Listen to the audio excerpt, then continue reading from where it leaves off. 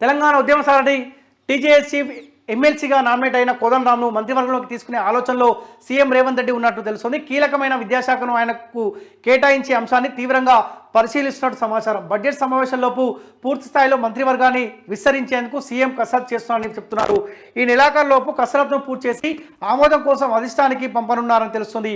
అధిష్టానం ఆమోదంతో ఫిబ్రవరి తొలి వారంలో ఆయన తన క్యాబినెట్ పూర్తి స్థాయిలో విస్తరిస్తున్నట్లు పార్టీలో ప్రచారం జరుగుతుంది. ప్రస్తుతం సీఎం సహా కేబినెట్లో 12 మంది ఉన్నారు. మరో 6గురికి విస్తరణలో ఛాన్స్ దక్కనుంది. కాగా టీజేఎస్ చైర్మన్ హోదాలో తెలంగాణ ఉద్యమం నడిపించిన కోదండరాంను రాష్ట్రం ఏర్పడి బీఆర్ఎస్ అధికారంలోకి వచ్చాక కేసీఆర్ దూరం పెట్టిన సంగతి తెలిసిందే. గత అసెంబ్లీ ఎన్నికల సందర్భంగా కాంగ్రెస్కు బేషరత్ మద్దతు ప్రకటించిన కోదండరాంను పార్టీ అధికారంలోకి వచ్చిన తర్వాత ఎమ్మెల్సీ పదవి కోదండరాం గారికి ఇచ్చినారు. ఇంకో ప్రయత్నం ఏంటంటే, చర్చ ఏంటంటే, సరే ఏ మేధావులు ఏ ప్రొఫెసర్లు అయితే గత బీఆర్ఎస్ పార్టీ వద్దనుకొని మేధావులంతా సభలు పెట్టుకొని సపోర్ట్ చేసిరో, సరే ఆ మేధావులని ఆ ప్రొఫెసర్లని మా దగ్గరనే పెట్టుకుంటే మాకు ఇబ్బంది కాదు అన్న ఆలోచనలో కాంగ్రెస్ పార్టీ ఉందా అన్న చర్చ కూడా జరుగుతూ ఉంది. పొరపాటున కూడా ఏ ప్రొఫెసర్లు ఏ మేధావులు అయితే కాంగ్రెస్ పార్టీ దగ్గర పదవులు పొందుతూ ఉండరు. దయచేసి ప్రజలకు అనుగుణంగానే మీ పాలన ఉండాలి.